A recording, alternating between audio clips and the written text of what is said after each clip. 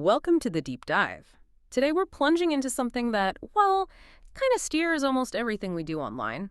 Recommendation algorithms. You know, that endless Instagram scroll, or what YouTube decides you should watch next. These systems often feel like they know us, maybe even better than we know ourselves sometimes. But what if all that convenience, comes with a hidden cost? It's a really critical question, actually. We're digging into this fascinating report, the algorithmic prism, Yeah. personalization, polarization, and the perils of the curated self. Yeah. It really pulls back the curtain on how these systems, which are everywhere, might be quietly creating these little information bubbles around us and maybe even speeding up radicalization or, well, even causing national security issues. Wow, okay. That sounds like a lot to unpack here. So, our mission today for us and for you listening is to really try and get our heads around how these algorithms actually work, how they might be messing with our psychology, our society, and importantly, what we can actually do about it. You've shared some really insightful stuff here, and we're going to pull out the most important bits to get you properly informed on this. It feels urgent. So, let's dive in. Right.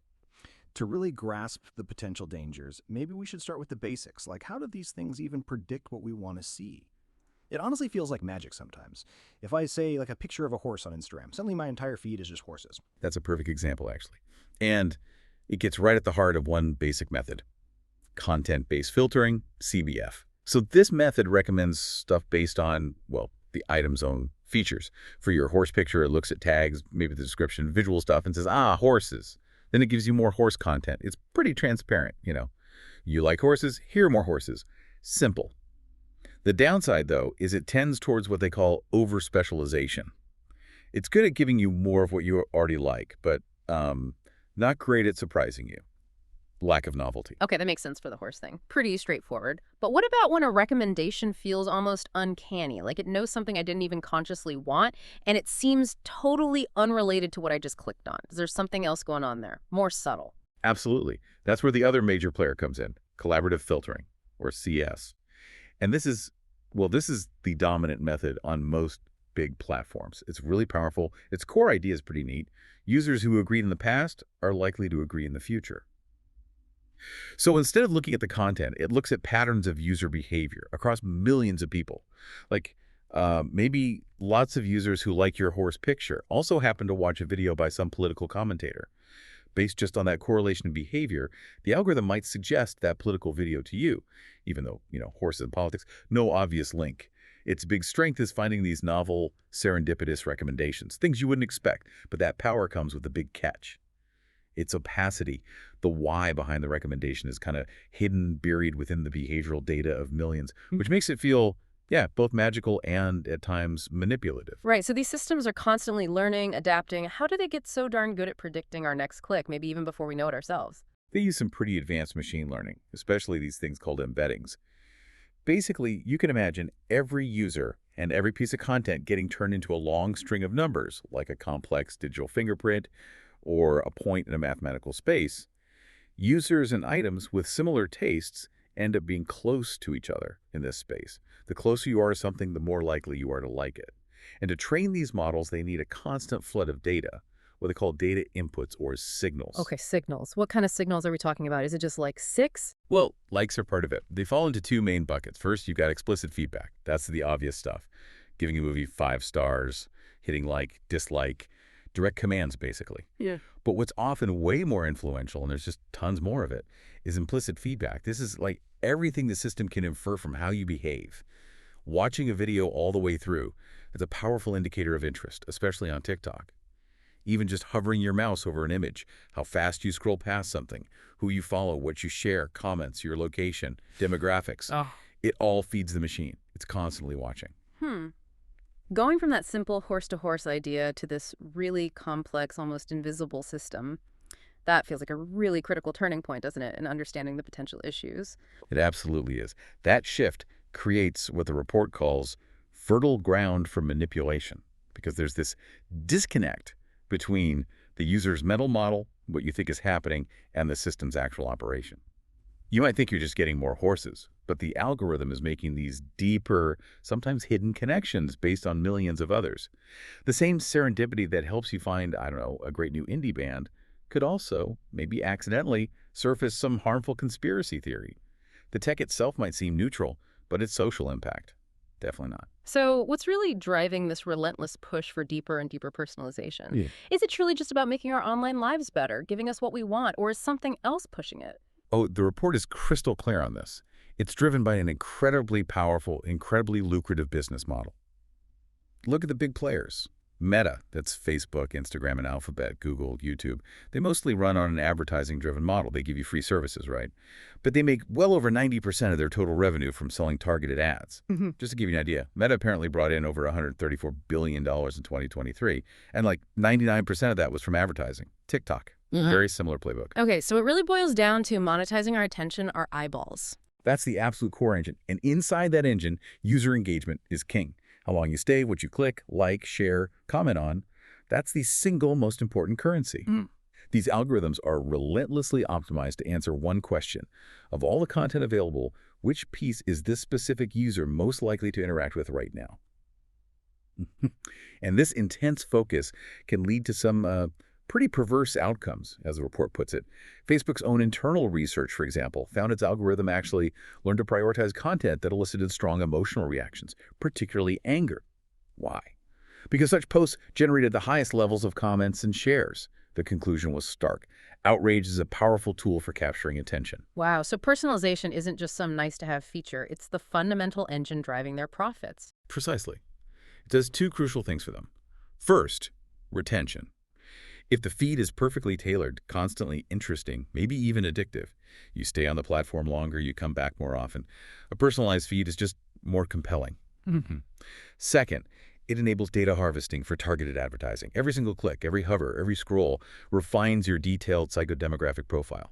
That profile is arguably the platform's most valuable asset. It allows advertisers to target you with unprecedented precision, which makes the ad space incredibly valuable. So the incentive to just keep digging deeper, making personalization even more intense, must be absolutely huge, even if there are, negative side effects. Exactly. The report points squarely at a fundamental misalignment of incentives. The platform's financial goals, maximize engagement, maximize profit, are often not inherently aligned with the user's or society's best interests. Things like, individual well-being, getting access to diverse information, social harmony, those aren't the primary optimization targets. The system, the report argues, is ruthlessly designed for profitability, and that often means amplifying whatever grabs attention best, which can be divisive, emotionally charged, or sensational stuff. This whole architecture, they conclude, basically prioritizes profit over public good. Okay, that's sobering. It really sounds like these algorithms aren't just passive mirrors reflecting our interests. They're actively shaping how we see the world. What does that actually mean for us, individually, for our minds? Yeah, the psychological consequences are pretty profound. Let's start with this idea of information bubbles.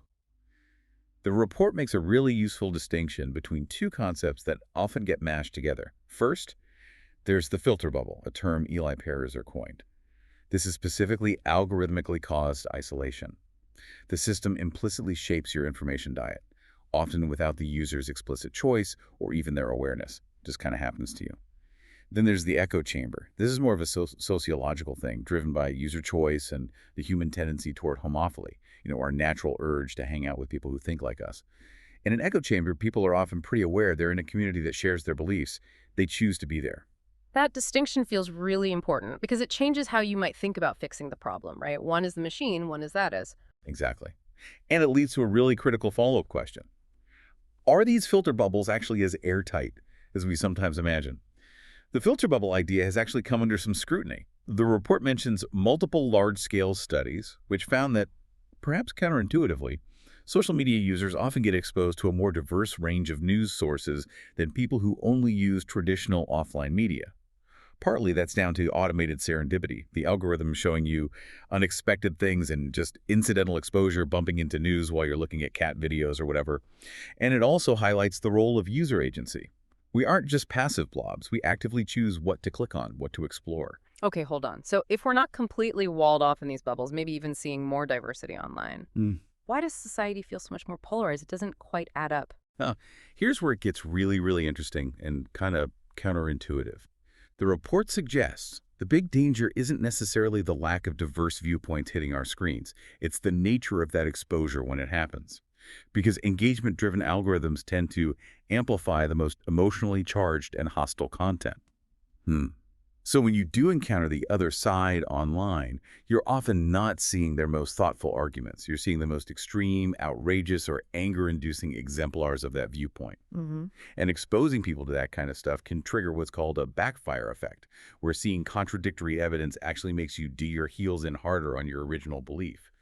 So the problem isn't lack of contact, it's algorithmically mediated contact that is optimized for conflict rather than consensus. Oh, wow. Okay, so it's like the algorithm found our psychological weak spot, our buttons, and it's just pushing them for engagement. It absolutely taps into our built-in cognitive shortcuts. And the big one here, one we probably all recognize in ourselves, is confirmation bias. That unconscious human habit of seeking out, interpreting, and remembering information that confirms what we already believe. It's just how our brains are wired, fundamentally. What's different now, and really concerning, is how these systems create the algorithmic amplification loop. It's like a four-stage feedback cycle that takes our natural bias and puts it on steroids. Stage 1, user signal. You click, you like, you watch something that fits your views. Stage 2, algorithmic interpretation and reinforcement. The algorithm sees this, interprets it as a stable preference, and serves up more similar stuff. Stage 3, perceived social consensus. Your feed starts to look like everyone agrees with you, validating your belief, making it seem like the obvious truth. Stage 4, belief entrenchment and retraining. This constant reinforcement makes your belief harder, more rigid, which makes you engage even more with similar content, which tells the algorithm to narrow its recommendations even further, and round it goes. So it's not that confirmation bias is new, it's that it's been industrialized, weaponized almost. That's the absolute core insight, yeah.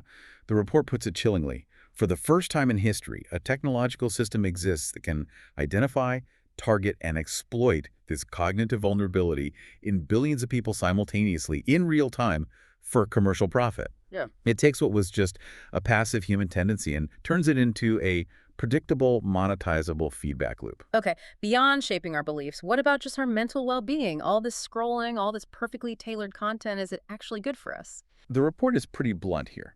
It basically frames our current digital media environment as a massive, uncontrolled, and largely unregulated public health experiment. Hmm. And the findings on mental health are, well, they're significant. One big issue is detrimental social comparison. Algorithms often surface highly idealized images, perfect bodies, lavish lifestyles, constant success. Seeing this nonstop stream triggers intense social comparison, which the research links to diminished self-esteem, poor body image, eating disorders, and depression, particularly, it seems, among teenage girls. Think about something like the Instagram Explore page. It can very quickly become a rabbit hole of content that just makes you feel bad about yourself. That's really disturbing to think about, especially for younger users. And it gets more insidious. There's also the reinforcement of negative emotional states. Say you're feeling a bit down and you happen to interact with some content that reflects that mood, maybe sad music or gloomy posts. The algorithm might just see that interaction as engagement and start serving you a continuous stream of depressing or melancholic content, basically amplifying your distress. It can't really tell if you're engaging because you like feeling bad. It just sees engagement and optimizes for more of it. And then, of course, there's behavioral addiction. The combination of endless novel content with a variable reward schedule you never know when the next great post will appear is known to be particularly addictive. The report even cites internal TikTok documents confirming its algorithm is intentionally designed to latch onto users' interests to increase addiction. So this relentless drive for profit, for engagement at all costs, it comes at a pretty heavy price for our mental health, both individually and maybe collectively. It certainly seems that way. The system is optimizing for platform profits, and these significant costs to well-being are often, left for individuals and society to deal with.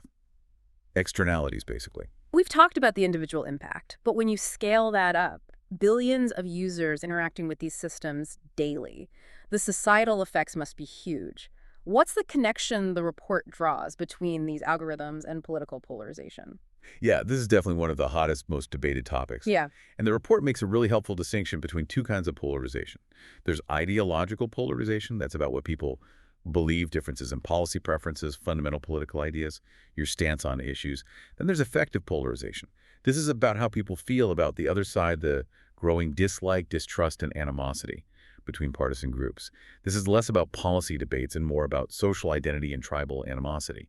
And the research suggests this type of polarization, the affective kind, has grown far more dramatically and may pose a greater threat to democratic functioning. It's about hating the other team. Okay, so the argument is that algorithms aren't just showing us different political takes, they're actively making us dislike, maybe even hate people on the other side more. That's exactly the argument being made. Because engagement-based algorithms tend to disproportionately amplify content that is more partisan and expresses greater outgroup animosity. Basically, angry us versus them content gets more clicks and shares. And studies show that exposing users to this kind of hostile content makes them feel significantly worse about their political outgroup, which directly fuels that effective polarization. It also contributes to creating a distorted social reality. Research shows a very small and often extreme minority of users generates a vast majority of the political content online. Like one study found 6% of Twitter users produce 73% of tweets about U.S. national politics. Algorithms amplify this loud, often extreme minority, making the opposing side seem more radical, monolithic, and hostile than it actually is. Yeah, that definitely rings true with how online political arguments often feel, just angry and extreme. But I've also heard pushback on this arguments that, social media isn't the only reason we're so polarized. That seems too simple. You're absolutely right to bring that up. It is more complicated, and the report acknowledges this with what it calls a critical counter-narrative. It points to the deep historical roots of polarization, stressing that it began decades before the advent of social media. Things like ideological sorting of the parties, the rise of partisan cable news, these trends were already well underway. And here's a really crucial finding. The highest levels of polarization growth are among the least online demographics. The growth in political polarization has been greatest among older age groups, those over 65, which are the demographic groups least likely to use the internet and social media. That finding strongly suggests social media isn't the original or primary cause. Okay, so how do we put those pieces together? Social media amplifies hostility, but older, less online people are polarizing fastest. What does that actually mean? The conclusion the report draws is nuanced, as it should be. It says social media is likely not the origin of modern political polarization, but it acts as a powerful accelerant and reshaping agent. Mm. It helps transform polarization from a debate over policy ideological into a visceral identity-based dislike of the other tribe. Effective. Mm. The analogy they use is powerful. The platforms did not start the fire of polarization, but their engagement-driven algorithms are pouring gasoline on it. Right. Accelerant, not origin. That makes sense. What about this idea of algorithmic radicalization? The fear that people get sucked down these rabbit holes of increasingly extreme content. Is that real? This is another area of really intense debate, actually. There's evidence pointing both ways. You have evidence for algorithmic radicalization. This comes from things like journalistic investigations, anecdotes, and some academic studies. For instance, one study looked at TikTok and found that even, quote, minimal engagement with transphobic videos could cause the algorithm to rapidly populate a user's feed with a wide array of far-right ideologies. And we definitely know that extremist groups do actively leverage these platforms for propaganda, recruitment, and incitement to violence. They try to game the system. But then you also have evidence against algorithmic radicalization being the main driver. Other large-scale audits, especially looking at YouTube's recommendation patterns, found little to no evidence to support the algorithmic radicalization hypothesis as a widespread phenomenon. These studies often suggest the main factor is user pull, people actively seeking out this kind of content, often based on offline factors or existing beliefs. So it sounds like, again, it's not just the algorithm pushing people down a path they wouldn't otherwise take. It's more complicated. Exactly. The report argues strongly against seeing it as a false dichotomy. Either it's all the algorithm or it's all user choice. The reality seems to be a dynamic, interactive feedback loop, what they call a human algorithm-human system. Picture this. A user comes in with some pre-existing grievance, curiosity, or susceptibility. That's at the pull. They engage with maybe some fairly moderate but related content. The algorithm, just doing its job optimizing for engagement, sees this signal and pushes slightly more extreme but still related content, because that often gets more engagement. The user engages again, sending an even stronger signal. This iterative cycle can create a personalized pathway to radicalization. Critically, both user agency, the initial pull, the continued engagement, and algorithmic amplification, the push, are necessary parts of this process. The algorithm doesn't necessarily create the radical, but it can dramatically lower the friction and increase the speed of the journey for someone already leaning that way. Okay, so the engagement engine design for profit also creates these pathways, these vulnerabilities that bad actors can exploit. What does this mean for things like disinformation, propaganda, and even national security? It means there's a profound structural vulnerability built right into the architecture of much of our online world. The modern threat landscape is complex. Malicious actors, state-sponsored groups, terrorists, scammers use tactics like cultivating inauthentic networks, so-called astroturfing, faking grassroots support, creating synthetic media, deepfakes, cheatfakes, manipulated videos, images, amplifying conspiracy theories, and finding data voids where there isn't much good information, then flooding them with bad info. The critical point is that algorithmic amplification acts as a force multiplier for these tactics. Disinformation is often deliberately designed to be maximally engaging, emotionally charged, shocking, divisive, and sensational. Why? Because that's what the algorithms reward. The algorithm sees this high engagement, thinks, wow, popular content, and promotes it across the network, giving it a reach, speed, and targeting capability that would be impossible to achieve through traditional means. The report mentions a UK Parliament investigation into riots in Southport, where foreign bots apparently turbocharged misinformation online, directly fueling real-world violence. And the real-world consequences of this amplified disinformation can be devastating. Absolutely. We're talking inciting real-world violence, like in Myanmar or Southport, eroding trust in fundamental democratic institutions like elections or the press, undermining public health efforts like we saw with all the COVID-19 misinformation. The stakes are incredibly high. What's really disturbing here is this apparent alignment.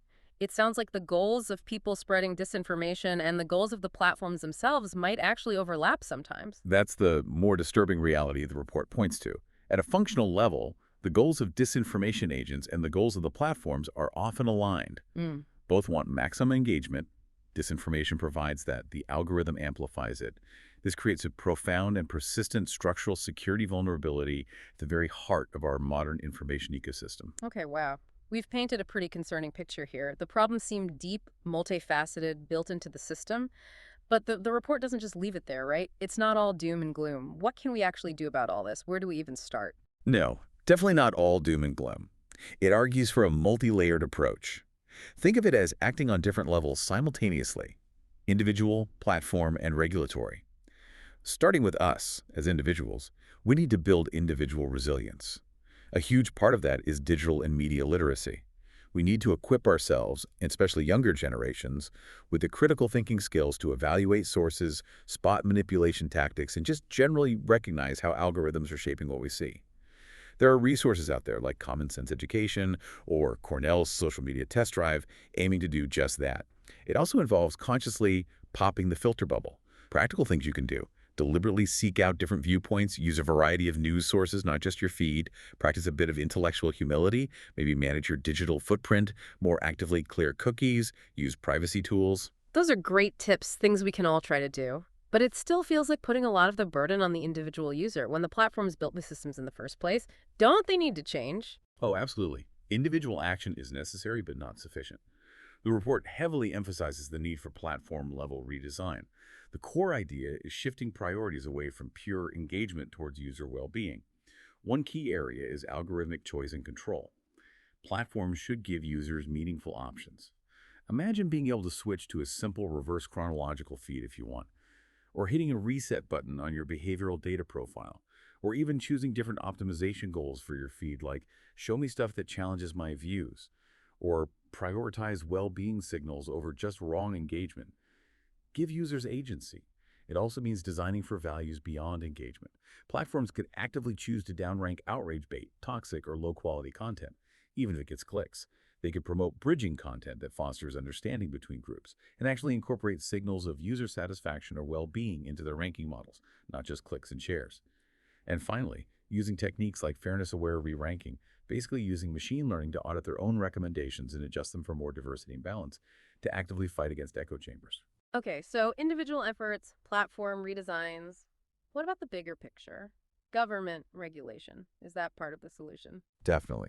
There seems to be a growing global feeling that self-regulation is widely considered insufficient. The platforms haven't fixed this on their own, so we need a framework for accountability. The report mentions the push for things like algorithmic accountability laws, like the proposed Algorithmic Accountability Act to the U.S. The idea there is to require companies to actually conduct and publicly report impact assessments. They'd have to analyze potential harms like bias, discrimination, inaccuracy before they deploy these powerful systems and monitor them afterwards. Transparency is a prerequisite for any of this to work. Not necessarily giving away secret source code, but things like providing secure data access for independent researchers to study these systems.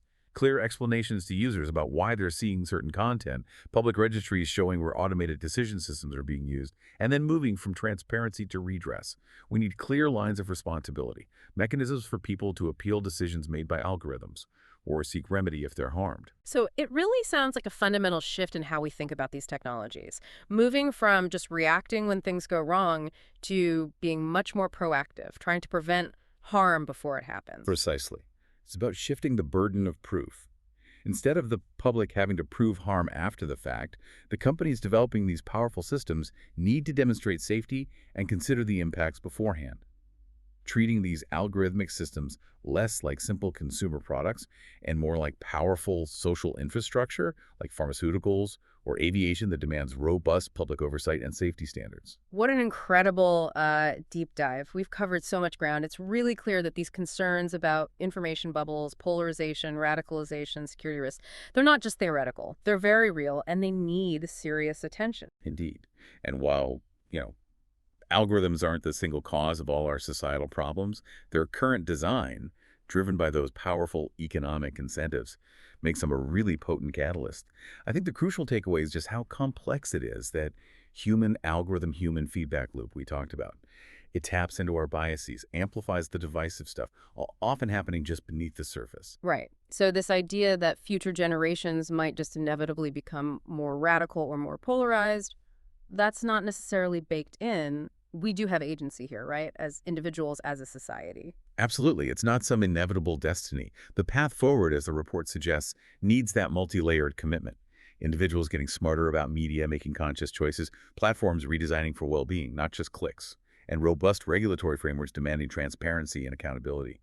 We can reshape these incredibly powerful tools to serve us better, not just the bottom line. This whole conversation really makes you pause and think about every single scroll, every click, doesn't it? What stands out to you, maybe as a final thought, about how we can actually transform this algorithmic prism, turn it from something that sometimes distorts reality into something that maybe clarifies understanding, helps connect us, something for you listening to maybe mull over as you navigate your own digital world this week?